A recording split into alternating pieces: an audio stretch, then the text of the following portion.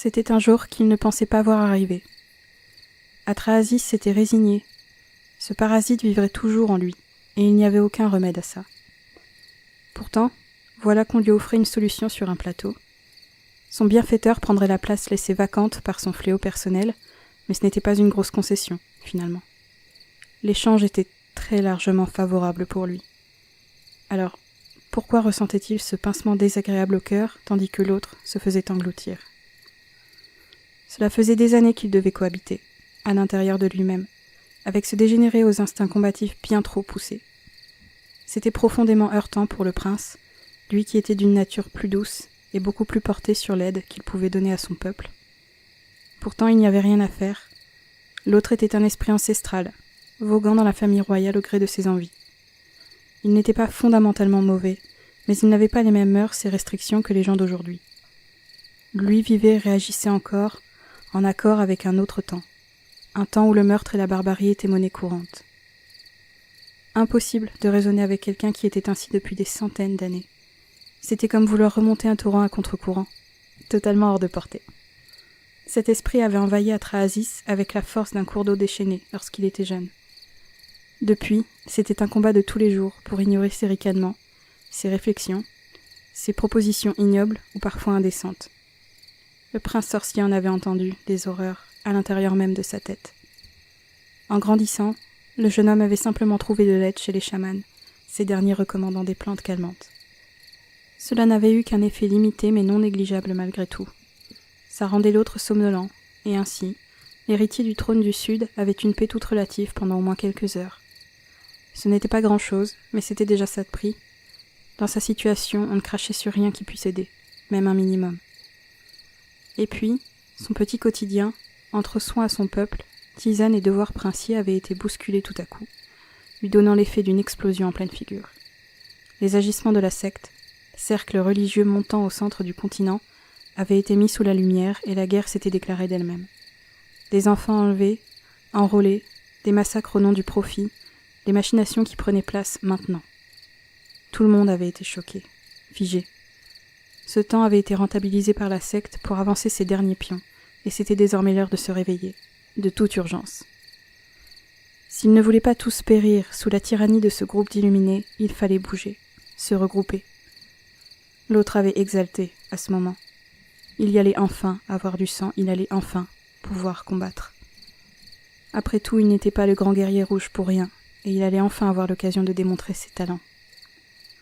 À force d'entendre, de constater la joie malsaine de son colocataire forcé, le prince avait un jour craqué.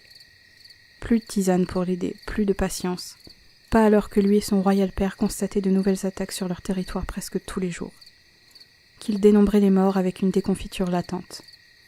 Le roi était nécromancien mais ne pouvait pas faire de miracle. Il communiquait avec les morts mais ne pouvait pas les ramener en nombre, et ainsi ses décès étaient des pertes réelles, pas quelque chose de rattrapable. C'était d'autant plus de regrets, de remords sur leur dos, et ils étaient fatigués. Il faut croire que cet éreintement avait eu raison de ces dernières bribes de bonne volonté. Atrahasis avait juste laissé son corps, bridé depuis si longtemps, exploser. Sa magie s'était regroupée à une vitesse fulgurante, et avait noyé tous les alentours en jaillissant du corps tendu de son porteur, par vagues intenses et serrées, dévastatrices. Le pré dans lequel il s'était trouvé à ce moment-là était heureusement vide de vie, et les alentours également. Le prince ne voulait pas occasionner plus de pertes, juste se laisser aller pour mieux repartir. Également pour démontrer aux guerriers qu'il était à bout, en quelque sorte. Aucun des deux n'aurait alors imaginé que cet éclat réveillerait quelque chose d'inattendu. Alors que le jeune homme, à genoux dans l'herbe, reprenait son souffle, le cœur battant à tout rompre, une douce lumière était montée du sol, indolente et apparemment pacifique. Il ne l'avait tout d'abord pas remarqué, pas avant que ça ne le touche et que la chaleur dégagée par la chose ne se fasse sentir sur sa peau découverte. C'était le coucher du soleil, et ce qui ressemblait à des lucioles dorées ressortait étrangement dans les couleurs changeantes de la fin du jour. C'était étrange, à bien des égards.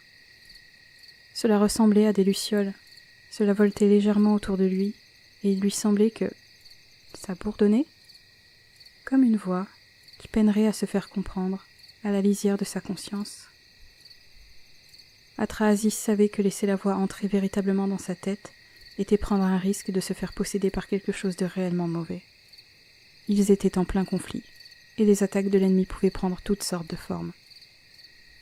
Néanmoins, son enfer personnel veillait au grain de son côté aussi. Il était déjà présent, pas besoin d'autre chose, il ferait barrage si le besoin s'en faisait sentir. En ça, le prince pouvait lui en être reconnaissant. Il l'avait toujours protégé de ce genre de dégâts et n'avait jamais rien eu à craindre de lui, si ce n'est sa langue bien trop pendue et sa mentalité généralement excessive en tout. À l'abri, il s'était ouvert pour savoir ce qu'on lui voulait, curieux malgré lui de ce qui pourrait se passer, de ce qui pourrait se dire. Il aurait sûrement la réponse à la question qui le taraudait depuis quelques minutes maintenant. Quel était cet être qui l'entourait à présent? Par la suite, l'étonnement avait été grand. L'inquiétude aussi, pour le guerrier. Loin d'être bête, ce dernier voyait de plus en plus arriver l'issue que proposerait l'entité, et ça ne lui plaisait guère. Dans la tête du prince se déroulait la conversation la plus surréaliste, mystique et magique qui lui avait encore jamais été donnée d'avoir. La voix se présentait sous le nom de Koum, avatar du feu sacré. Oublié depuis longtemps, ce protecteur de toujours se montrait aujourd'hui parce que c'était son devoir de prendre place dans les conflits qui éclataient partout. Il était né, en des temps immémoriaux, pour protéger, et c'était bien ce qu'il comptait faire. Toutefois, il ne pouvait pas agir en l'état. Il dormait depuis bien trop longtemps, et s'était affaibli. Il lui fallait un hôte vigoureux pour revenir et laisser parler sa puissance, offrir son aide. C'était à cet instant précis que le guerrier avait hurlé. Cela avait été si puissant et soudain que le jeune homme s'était replié sur lui-même dans un gémissement douloureux, les mains sur les oreilles pour se barricader contre ce hurlement infernal. Évidemment, le belliqueux n'était pas d'accord avec tout ça. Il aurait dû s'en douter, mais il fallait avouer que la voix douce de Koum et ses explications, en plus du silence reposant de l'autre, lui avaient fait oublier la présence indésirable depuis longtemps acceptée. Au terme d'un échange houleux, le feu avait dû contraindre l'esprit à l'immobilité, tandis que celui-ci avait tenté une attaque pour se débarrasser de lui. Non, le soldat ne voulait pas qu'on empiète sur son territoire, qu'on lui vole son toit. Il ne voulait pas partager, il s'y refusait. Un silence de mort s'installa lorsque résonna qu'aucune cohabitation n'était envisageable. Si Atrahasis acceptait les flammes ancestrales, ces dernières seraient seules occupantes de sa conscience. C'était elle ou le guerrier. À la décharge du prince, le choix ne pouvait pas être difficile. Aider à sauver de nombreuses vies avec de plus grands pouvoirs ou massacrer des ennemis, patauger dans leur sang sans rien pouvoir faire d'autre que participer au carnage. Le guerrier le savait aussi, mais il n'était pas d'accord pour autant. Enfin, il n'avait pas le choix, et c'était pour ça qu'il était maintenant terrorisé. Après des années d'errance, de survie là où tous les siens étaient morts et enterrés depuis bien longtemps, il allait maintenant disparaître pour laisser la place à quelque chose dont il comprenait à peine la portée. Quelque chose de bien plus grand que lui, de bien plus important. Il n'aurait jamais pensé être rabaissé ainsi. Tout allait se terminer maintenant. Tout allait se terminer ici et maintenant. Le prince le voyait, dans sa tête. Grand, svelte, auréolé de la couleur carmine qui le définissait si bien et qui représentait la nature même de cet esprit. Il était beau, avec son air sauvage, son attitude de prédateur, et son regard or, si semblable au sien, résigné. Il ne l'avait jamais vu avant aujourd'hui. L'autre ne s'était jamais montré physiquement. Il avait toujours été une voix tranchante, malsaine ou taquine et amusée. Pourquoi se montrer maintenant? Le sorcier ne savait plus quoi penser. Il ne se comprenait pas lui-même. Pourquoi ces pincements? Pourquoi ce serrement de tripes? Pourquoi ce souffle légèrement emballé? Pourquoi? Il n'avait jamais ressenti que haine et fatigue à son égard, n'avait jamais éprouvé que de l'antipathie et de la résignation à son sujet. Il ne comprenait absolument plus rien. Les lucioles, seule preuve de la présence du feu en lui, se posaient doucement sur le guerrier, sans que celui-ci ne bouge d'un pouce. Il vrillait son porteur de ses yeux tristes. Il se savait détesté, mais ressentait quand même la douleur de l'abandon. Atrahasis déglutit. Koum ne prenait pas seulement la place de l'indésirable, il le dévorait également, l'engloutissait, l'absorbait pour aider son propre pouvoir à se régénérer. L'autre le savait aussi. Même chassé, il restait un allié de taille pour ce qu'il pouvait offrir à son remplaçant. C'était un adieu. Ils ne se reverraient jamais, ne se reparleraient jamais. La gorge du jeune prince se serra. Pourquoi ? L'empathie n'était pas prévue, la douleur n'était pas prévue. Il était de plus en plus confus, de plus en plus perdu. L'être qu'il voyait se désagrégeait en volutes rubicondes sous ses yeux, et il ne pouvait rien faire. Il avait choisi. Les regrets n'avaient pas leur place dans son cœur, pourtant il commençait à éclore aux quatre coins de son organe malgré tout. Alors que les larmes lui montaient aux yeux, il tendit le bras dans un réflexe involontaire pour toucher son fléau, pour le retenir. Ses doigts ne frôlèrent alors qu'une légère brise chaude, vibrante de magie brute. Il était parti. À jamais.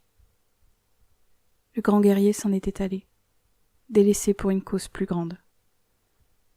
Tandis que les perles salées dévalaient les joues du jeune adulte, que son visage se froissait, derrière son regard défait et flou repassaient les dernières images, les derniers mots attrapés, muets, des lèvres mêmes de celui qui l'avait sacrifié.